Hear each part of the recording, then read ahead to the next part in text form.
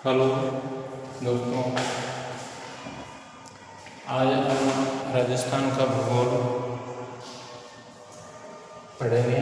और राजस्थान का भूगोल स्टार्ट करने से पहले इससे संबंधित कुछ जानकारियाँ देना चाहूँगा। राजस्थान का भूगोल पढ़ने के लिए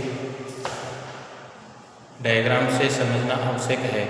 बिना डायग्राम के भूगोल की कोई भी चीज़ समझने में नहीं आती है और अपने पास रट्टा लगाने वाली चीज़ें नहीं हैं। प्रत्येक चीज़ को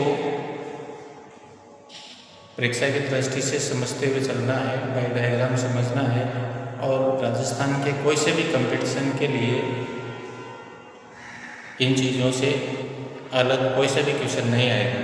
तो आप लोगों से इसी प्रकार से है कि मन लगा करके पढ़ें और प्रत्येक चीज़ पर ध्यान लगा करके समझें, तो कोई सी भी चीज़ दिमाग में लाइफ टाइम के लिए सेट हो जाएगी और समझने में कोई दिक्कत नहीं आएगी। और उससे संबंधित कोई सा भी क्वेश्चन आए उसको आराम से अपन हल कर सकते हैं। तो सबसे पहले ज्योग्राफी को समझने के लिए ग्लोब संबंधी जानकारी होना जरूरी है। जैसे कि आपके सामने ये ग्लोब बना हुआ है। ग्लोब में ऊपर वाला जो दिशा है वह नॉर्थ होती है, नीचे वाली दिशा दक्षिण होती है और ये पूर्व होता है और इधर पश्चिम होता है। ठीक है, तो इस प्रकार से दिशाओं के आधार पर दिशाओं का ज्ञान होना जरूरी है। और ये दिशाएं एक तरह से ज्योग्राफी के कोई से भी पाठ का विस्तार से अध्ययन करेंगे तो ये दिशाएं काम जरूर आएगी। और दूसरी बात है कि इसमें प्रत्येक पाठ का भौगोलिक अध्ययन करने के लिए अक्षांश और देशांतर रेखाओं का ज्ञान होना आवश्यक है।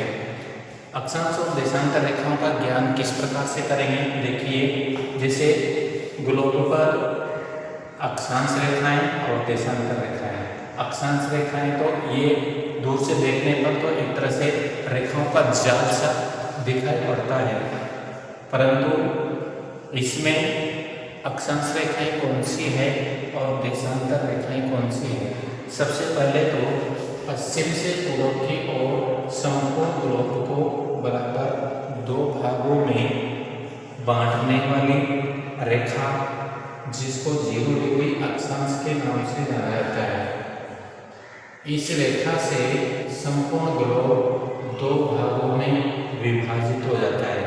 इसका ऊपरी भाग उत्तरी गोलार्ध कहलाता है और नीचे वाला जो भाग है ये दक्षिणी गोलार्ध कहलाता है। अब इसमें उत्तरी गोलार्ध में और दक्षिणी गोलार्ध में जो देश जो प्रांत आते हैं उनको उत्तरी गोलार्ध के रूप में पढ़ेंगे और जो भाग दक्षिणी गोलार्ध में आएंगे उनको दक्षिणी गोलार्ध के रूप में पढ़ेंगे।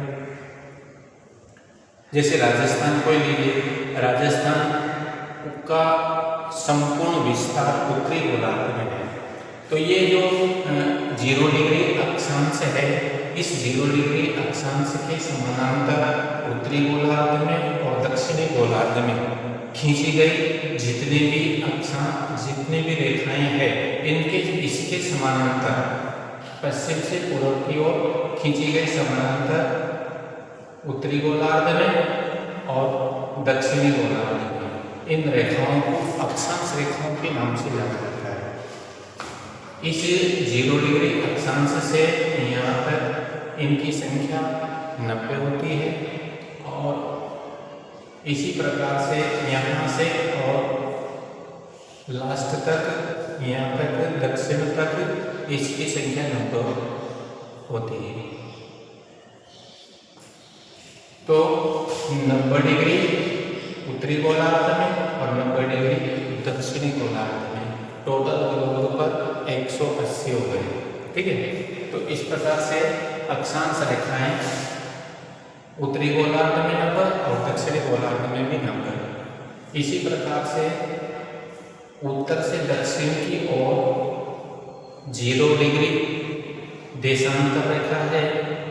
इस 0 डिग्री देशांतर से संपूर्ण ग्लोब दो गोलार्ध में विभाजित हो गया, एक तो पश्चिमी गोलार्ध के रूप में एक पूर्वी गोलार्ध में, ठीक है। पश्चिमी गोलार्ध में और पूर्वी गोलार्ध में इस देशांतर रेखा के, इस 0 डिग्री देशांतर रेखा के समानांतर खींची गई जो रेखाएं हैं, इन रेखाओं को देशांतर रेखाओं के नाम से जाना जाता है। और ये देशांतर रेखाएं भी एक तरह से समय संबंधी विभाजन करने के काम आती है। तो कोई से भी कंपटीशन में बैठते हैं तो देशांतर रेखाओं के द्वारा ही समय की गणना की जाती है। कौन से देश में कितना समय हो रहा है, दूसरे देश में कितना समय हुआ, उन दोनों में कितने समय का अंतर है, ठीक है। तो इस प्रकार की गणना करने के लिए देशांतर रेखाओं को अध्ययन करना जरूरी है।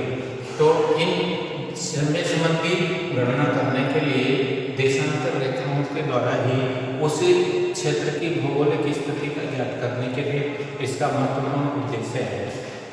तो ये देशांतर रेखाएं जो 0 डिग्री देशांतर रेखा के समानांतर पश्चिमी गोलार्ध में और पूर्वी गोलार्ध में खींची जाती है, इन रेखाओं की संख्या 0 डिग्री से पश्चिमी गोलार्ध के लास्ट तक और पूर्वी गोलार्ध के लास्ट तक, यहाँ से यहाँ तक 180 इनकी संख्या होती है और यहाँ से यहाँ तक 180 इनकी होती है। यानी कि पूरे ग्लोब पर देशांतर रेखाओं की संख्या कितनी हुई? 360 डिग्री के बराबर, ठीक है।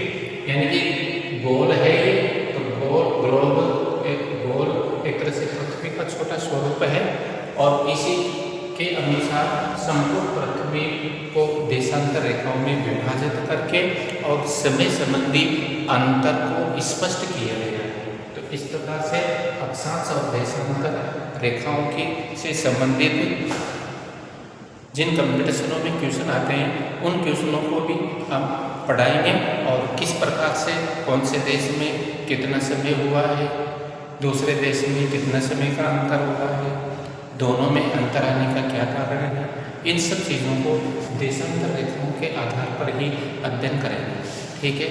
धन्यवाद।